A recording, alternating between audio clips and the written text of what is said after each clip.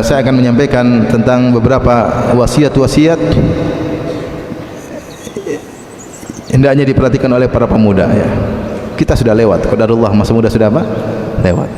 Agar jangan terlalu banyak penyesalan. Agar jangan tidak terlalu banyak penyesalan, mumpung masih muda, mumpung masih muda. Karena masa muda itu sangat cepat. Tadi kata Imam Ahmad rahimahullahu taala, "Ma syabbahtu syababa illa bi syai'in kana fi kummi thumma saqat." Aku tidak memisalkan masa mudaku kecuali seperti sesuatu yang ada di genggamanku, di kantongku, kemudian jatuh cepat sekali. Al-Imam Ahmad lahir 164 Hijriah, wafat 241 Hijriah. Itu usia beliau 77 tahun. 77 tahun. Dan beliau menyampaikan masa muda begitu apa? Cepat hilang, cepat selesai.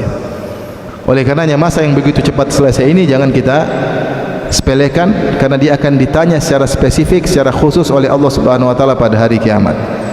Berikut ini beberapa nasihat yang mungkin bisa jadi bahan pertimbangan kepada para pemuda dan juga bagi para orang tua yang sudah terlanjur tua, qadarullah, untuk bisa merenungkan kembali nasihat tersebut meskipun sudah melewati masa muda.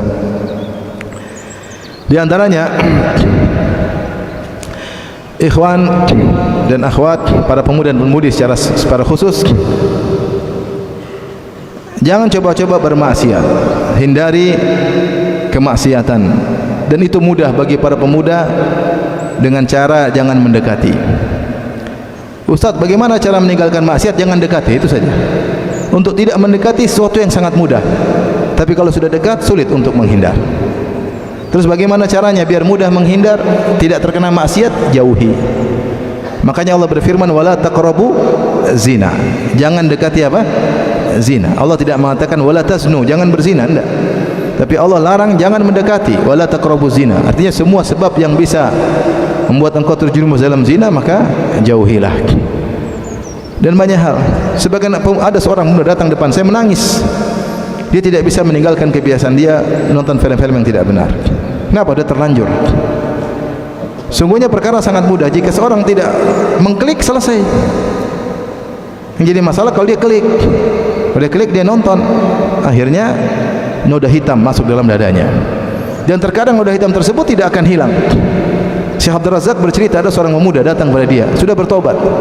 Dia mengatakan, ya Syekh, demi Allah ya Syekh, kebiasaan dia masa lalu nonton yang tidak-tidak. Terkadang saya sujud, datang iblis menggambarkan kepada saya apa yang saya nonton zaman-zaman dahulu. Perkaranya bukan seorang bertobat begitu saja, tidak. Terkadang bertobat tidak hilang itu noda hitam, tetap menodai hatinya. Oleh karena anak muda, jangan coba-coba maksiat. Jangan coba, tanyakan kepada orang-orang yang tua, yang tidak maksiat, yang bahagia. Anak muda ini mau cari bahagia dengan maksiat, tidak akan bahagia. Jangan tanya anak muda yang lainnya, sama-sama bahlul, jangan. Tanya yang sudah tua-tua. Apalagi yang pernah mengalami hal-hal seperti itu. Maksiat mendatangkan kesengsaraan, mendatangkan kecanduan, mendatangkan kegelisahan. Sudah banyak Allah kasih nampak di alam nyata ini. Lihat para pemusik. Mungkin musik dikira mendatangkan kebahagiaan, tidak mendatangkan kebahagiaan. Musik-musik benar hanya membuat senang. Senang belum tentu bahagia. Lihat betapa banyak pemusik yang akhirnya apa? Tidak bahagia, akhirnya berpindah pada narkoba. Belum bahagia lagi, akhirnya minum khamar. Belum bahagia lagi, akhirnya berzina. Tidak bahagia lagi, sampai di antara mereka ada yang bunuh diri. Apakah mereka bahagia? Tidak bahagia. Tidak bahagia. Tanya kepada yang pernah mencoba ya. Jangan tanya kepada yang baru coba-coba. Yang mencoba bertobat dia tahu bagaimana bahagia orang tidak mengenal apa? Musik. Tenteram, tenang. Kalau dengar musik mau tidur nggak bisa tidur, dengar musik. Kepala goyang-goyang sendiri kecanduan. Kebahagiaan. Maka jangan coba-coba dekat maksiat semaksimal mungkin. Teman-teman aja maksiat, blokir, enggak usah. Masih banyak teman kok. Teman gini tidak akan bikin saya bahagia. Yakin tidak bikin saya bahagia. Buat saya menderita. Kalau sudah terjerumus dalam kemaksiatan, jadi pembicaraan orang, menyedihkan hati orang tua. Ini kita tidak bicara tentang kamu di hari kiamat. Kamu sendiri sudah bikin gelisah orang-orang sekitarmu. bikin gelisah orang tua, bikin malu adik-adik, bikin malu kakak. Nanti orang tua yang lain, kamu jangan main sama si fulan, hati-hati. Ditahdir. Masih muda sudah ditahdir. Kenapa tukang maksiat? Perkaranya mudah, jangan mengklik, selesai. Wala taqrabu zina. Jangan dekati zina. Makanya Rasulullah menyuruh tundukkan pandangan. Ya Ali, lakal ula wa laysat laka tsaniyah. Bagimu pandangan pertama, bukan bagimu pandangan kedua. Kalau tidak sengaja langsung balik, astagfirullah. Jangan alhamdulillah. Penyakit kita ini di dunia maya pingin tahu, itu bahaya. Kita hanya membuka pintu kesengsaraan. Saya ulangi, anak-anak muda. Setiap antum mengklik sesuatu yang haram, antum hanya membuka pintu kesengsaraan. Dari coba-coba, suka kecanduan, sudah kecanduan gelisah, akhirnya terjadi penyimpangan, dan banyak penyimpangan terjadi gara-gara ngeklik sembarangan. Maka jauhilah kemaksiatan agar hidup ini bahagia, hidup tenteram. Biarin orang-orang tenggelam dalam kemaksiatan, kelihatannya mereka happy, mereka tidak happy. Percaya deh, mereka tidak happy. Mereka sengsara. Mereka tidak pernah bahagia. Senang ya senang, tapi tidak bahagia. Bagaimana orang bermaksiat mau dikasih kebahagiaan oleh Allah? Ala bi dzikrillahi tatmainnul qulub. Alladzina amanu wa tatmainnu qulubuhum bi dzikrillah. Ala bi dzikrillahi tatmainnul qulub. Orang-orang yang beriman dan tenang hati mereka dengan mengingat Allah, ketahuilah dengan mengingat Allah maka seorang akan tenang hatinya, akan bahagia.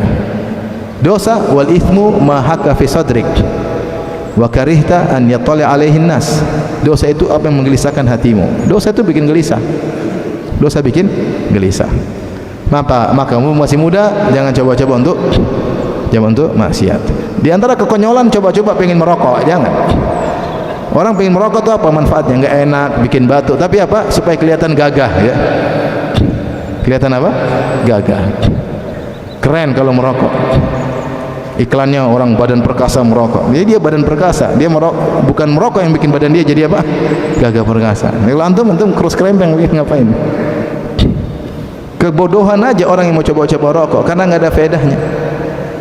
Akhirnya coba-coba, jangan coba sekalipun, jangan coba. Dan sekarang lebih parah homoseksual dan yang lain, hati-hati. Jadi ini bukan saatnya mencoba-coba maksiat. Sudah tahu maksiat tinggalkan, jangan coba-coba. Saya ulangi lagi, kapan antum mengklik maksiat, antum sedang mengklik kesengsaraan, dan kesengsaraan terkadang terbawa sampai antum menikah, saya punya anak, kesengsaraan tersebut tidak akan hilang. Kalau sudah hati dikasih noda hitam, sulit untuk hilang. Tanya kepada yang sudah mencoba, ya. Allahul musta'an. Ya. Di antara cerita menarik, ada seorang ulama At-Tabari sebutkan dia pernah naik kapal, naik perahu dengan anak muda. Kemudian ketika sampai di pinggiran dia loncat, maka orang-orang tegur dia. Kenapa loncat kayak gitu, sudah tua? Maka dia mengatakan, hadhihi jawahiruna hafidnaha 'anil ma'siyah fi sighar fa hafidhahallah fil kibar. Inilah tubuh saya ketika masih muda, saya jaga dari maksiat ketika saya masih muda. Ketika saya tua, Allah jaga anggota tubuh saya, tubuh saya. Maksudnya dengan tidak bermaksiat, Allah memberikan keberkahan kepada anggota tubuhnya. Tapi ini yang pertama, jauhi maksiat.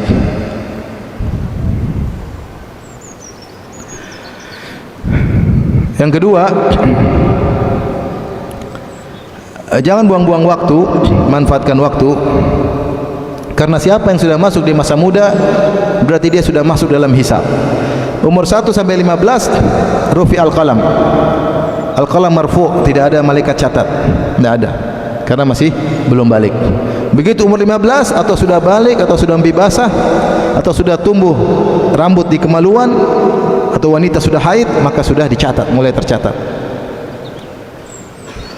Dan ingat, masa muda ini pencatatannya khusus, akan ditanya lebih spesifik. Sebagian orang anak muda mereka mengatakan masih muda, masih umur panjang dibandingkan umur 60. Anak muda dan yang umur 60, 50 tidak ada bedanya dalam pencatatan amal oleh malaikat, tidak ada bedanya. Sama-sama mulai masuk dalam ujian. Sama-sama dicatat amal, perkataannya, penglihatannya, pendengarannya, semua dicatat oleh malaikat. Tidak ada dibedakan antara muda dan apa? Tua. Beda kalau masih 13 tahun, masih 12 tahun, enggak ada masalah. Belum dicatat. Kalau sudah 15 tahun sudah balik, maka statusmu dengan yang umur 50, 60 sama saja. Sama-sama di atas suatu kapal yang di situ dicatat semuanya. Tidak ada bedanya. Perhatikan. Dia bilang gampanglah masih muda. Enggak, kamu sudah dicatat sekarang. Kebaikan kuburmu sudah dicatat. Tidak ada bedanya. Justru masa muda ini yang pencatatannya lebih, pertanyaan lebih spesifik pada hari kiamat kelak. Yang kedua, jangan bilang kita kan masih muda, umur panjang. 60, 70. Secara global iya. Secara global orang yang sudah umur 50, 60 secara statistik, perhitungan persentase memang benar yang umur tua lebih dahulu meninggal. Itu secara global. Tapi secara fard person tidak. Secara person bukankah banyak anak muda yang meninggal? Banyak. Umur masih kecil aja banyak yang meninggal. Masih muda juga banyak yang meninggal tanpa sakit atau meninggal dunia. Ketabraklah apalah meninggal. Maka umur kita misalnya 20, jangan kita bilang umur saya masih panjang, karena persentase menunjukkan bahwasanya yang tua lebih dulu mati. Benar, itu secara global.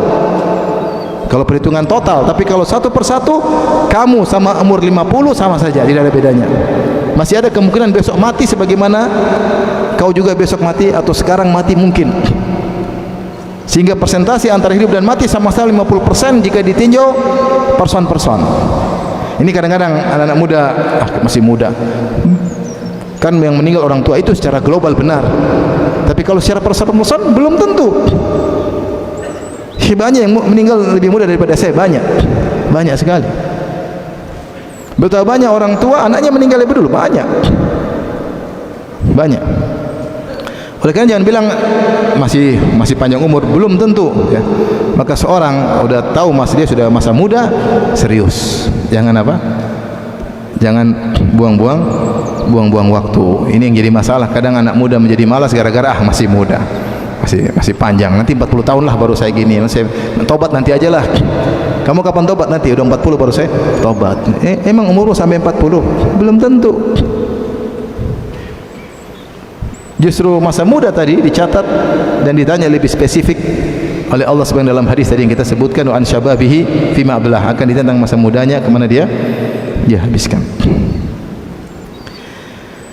Kemudian yang berikutnya di antara mungkin nasihat yang perlu diperhatikan oleh anak muda,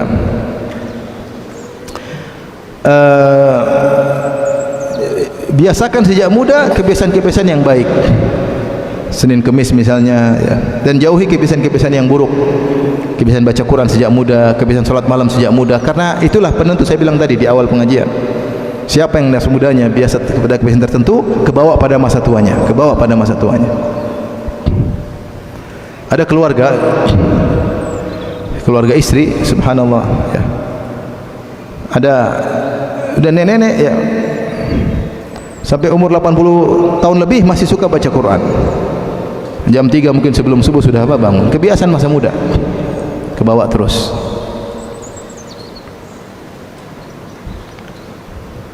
Juga dulu saya punya mertua rahimahullah sudah meninggal, kebiasaan sholat malam sampai dia tua, sholat malam tidak pernah ditinggal. Itu dari mana? Dari masa muda. Kalau kebiasaan akan terus berlanjut. Ada orang yang masa muda kebiasaan sholat duha sampai tua dia sholat duha. Sampai ibu mertua saya waktu beliau masih hidup, saya lagi main ke Makassar, kadang digedor pintu, Firanda sholat malam, Firanda. Dalam hati saya, ini ustadz dibangunin. Tapi dia tidak peduli, bangun katanya sebelum subuh. Ya mak, kebiasaan masih muda, kebiasaan nakal sampai tua, nakal melulu. Merubah kebiasaan enggak mudah. Oleh karenanya masih muda, biasakan melakukan yang baik. Akan terbawa. Biasa baca Quran akan terbawa terus. Biasa sedekah masih muda terus. Insya Allah. Sekarang masih pelit, latihan untuk apa? Enggak pelit. Nanti kebawa terus. Pelit masih muda, tua lebih pelit lagi. Karena banyak kebutuhan. Nah, kalau kebiasaan buruk, repot.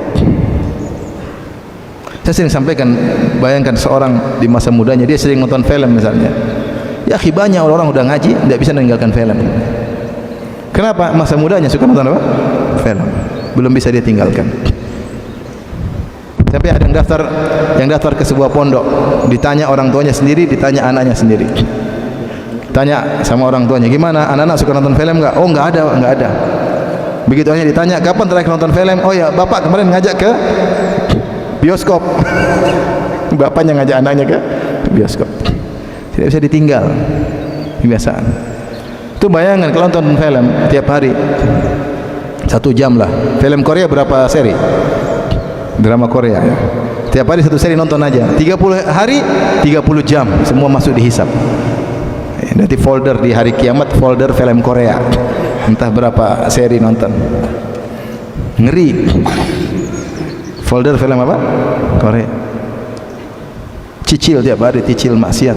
Kebiasaan nanti sampai tua berubah. Oleh karenanya, mumpung masih muda, biasakan dengan suatu kebiasaan, nanti akan terbawa insya Allah sampai hari tua. Dibiasakan, karena kebiasaan seorang sudah terbiasa dengan sesuatu, ya, maka sulit dia lepas. Biasa terus akan dibawa terus, biasa sholat malam, biasa sedekah, biasa Senin Kemis, biasa berbakti sama orang tua, biasa ramah sama tetangga. Biasakan, mumpung masih muda, masih susah, bisa dirubah-rubah. Yang biasa buruk bisa dirubah. Kalau udah tua sudah susah. Makanya susah kita dawai orang tua. Kenapa? Sudah mendarah daging. Dia udah hobi dengan kebiasaan dia, tidak mau dirubah. Susah. Masih muda masih bisa. Sudah berubah kepada kebaikan, bertahan terus dan seterusnya. Kemudian nasihat juga buat para pemuda. Ya. Jangan terlalu risau dengan masa depan. Pikirkan yang terbaik yang bisa kau lakukan sekarang. Sekarang apa? Belajar yang terbaik. Orang tua sudah kasih biaya, belajar fokus yang terbaik. Jangan pikir mau rubah negara lah, mau rubah apa, mau rubah kampung, itu di luar kemampuanmu nanti. Yang kau bisa lakukan sekarang, fokus. Sampai beberapa mahasiswa, Ustaz bagaimana nanti kalau kita pulang ke tanah air? Jangan pikir, kau sekarang belajar yang baik. Kau pikir pun nggak bisa kau lakukan apa-apa. Mau pikir nanti percuma, apa yang kau bisa? Enggak, yang bisa kau lakukan yang terbaik sekarang, belajar yang terbaik. Jadi ustadz yang benar, jadi penuntut ilmu yang benar. Kalau belajar dunia, belajar yang benar, belajar agama, belajar yang benar. Itu yang terbaik kau lakukan, nanti baru kau bisa baru pikir nanti yang luas sana. Kata sebagian orang yang menawarkan kunci kebahagiaan, kalau kau tidak bisa memikirkan seluas dunia ini, pikirlah yang bisa kau pikirkan. Karena kau pikirkan terlalu luas, kau tidak mau berbuat apa. Mending kau pikirkan yang bisa kau beraktivitas di situ, bisa punya peran dalam situ, pikirkan. Mikir terlalu besar juga nggak bisa apa-apa. Cuma ngenes, sakit hati, nggak bisa apa-apa. Ya pikirkan yang bisa kau punya peran di situ, agar bermanfaat hidupmu daripada sekedar menerawang pada hal yang di luar kemampuanmu. Maka anak muda maksud saya, jangan terlalu pikir ke depan nanti mau apa. Masalah rezeki nanti urusan Allah Subhanahu wa taala. Masalah jodoh juga urusan. Jangan pikir sampai sekarang istri saya siapa, nanti masih jauh. Belajar yang benar dulu, belajar yang benar. Berbakti sama orang tua, nanti ada saatnya mikir. Sekarang jangan dulu. Fokus pada yang bermanfaat. Kemudian nasihat berikutnya, jangan terlalu hidup bermanja-manja. Umar pernah menasihati ikhshaw sinu wa tama'dadu, ya. Itu Umar bin Khattab pernah menasihati, yaitu agar seorang hidup jangan terlalu manja-manja. Wa tama'dadu itu ikut seperti Ma'ad, yaitu nenek moyangnya Nabi Muhammad SAW, nenek moyang Quraisy, yaitu hidup dengan hidup keras. Maka seorang muda jangan manja meskipun orang tuanya kaya. Ya. Jangan hidup berfoya-foya selalu, jangan hidup senang-senang selalu, ya. Harus juga lakukan hal-hal yang terkadang berat dalam kehidupan ini, karena ketika kita lepas dari orang tua banyak ujian dalam kehidupan ini, dan hidup ini pasti ada ujian, ya.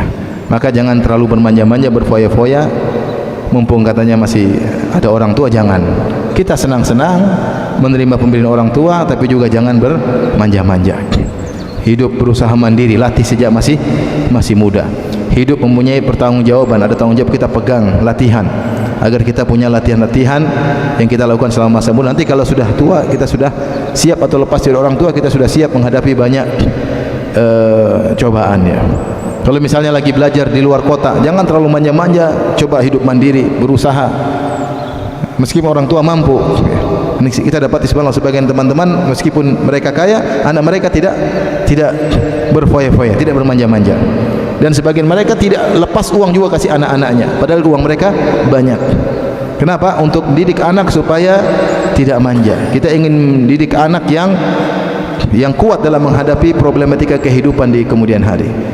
Maka mereka harus punya tanggung jawab yang harus mereka kerjakan. Jadi jangan terlalu berfoya-foya, masih muda, tapi hidup juga terkadang ada susahnya, terkadang sulitnya, terkadang berbagi kesulitan. Ya, ada orang kita bantu dia seperti itu ya.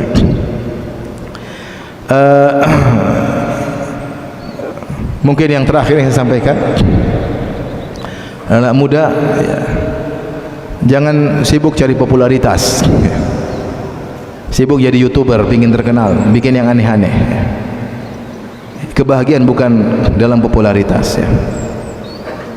Dan banyak yang muncul sebelum waktunya, maka akhirnya jatuh tersungkur ya. Jangan hubut tasaddur, ingin tampil, terutama yang belajar agama. Jangan ingin apa, jadi tampil. Jadi kita harus di YouTube kan, harus ini, harus jangan ya. Karena mungkin kafaah belum ada, kemampuan belum ada ya, kapasitas belum ada. Jadi akhirnya kalau tidak menyesatkan, terkadang ketika dia terkenal, dia tidak mampu untuk menghadapi akibat dari ketenaran tersebut, hatinya tidak mampu. Ini contoh, ada sebagian orang, misalnya dia punya anak, saking sayang anaknya, kemudian anaknya misalnya dijadikan imam di masjid besar. Anaknya mungkin hafil Quran, tapi dia nggak mampu menghadapi itu. Orang hormat sama dia, hatinya tidak mampu. Akhirnya bisa jadi ujub, bisa jadi sombong, bisa jadi macam-macam. Demikian juga anak muda yang kemudian muncul di YouTube misalnya, menyutupkan dirinya sendiri dengan berbagai macam gaya, terkadang tidak mampu dia. Tidak mampu menghadapi ketenaran, hatinya tidak gampang menghadapi ketenaran. Maka dan akhirnya manfaat tidak banyak, sekedar popularitas, kemudian berjalan dengan waktu hilang. Sebagian orang mengatakan, jadilah engkau seperti biji, jangan muncul sebelum waktunya. Dia dalam tanah sampai kuat, sudah tumbuh, akarnya kuat, baru kemudian muncul. Itu baru bermanfaat. Tapi kalau akarnya belum kuat langsung muncul, cepat jatuh. Ada istilah tazabbaba qabla an yatahasram. Dia menjadi zabib sebelum menjadi tahasram, itu istilah para ulama. Jadi zabib itu apa namanya, anggur, kemudian marhalah berikutnya hijau tapi mulai mengering, kemudian menjadi zabib. Jadi apa nama bahasa Indonesia? Kismis ya. Dia jadi kismis sebelum melewati marhalah sebelumnya. Jadi untuk tampil itu ada marhalah harus dilewati. Sekarang orang ini pingin tampil, akhirnya sibuk bikin konten tiap hari.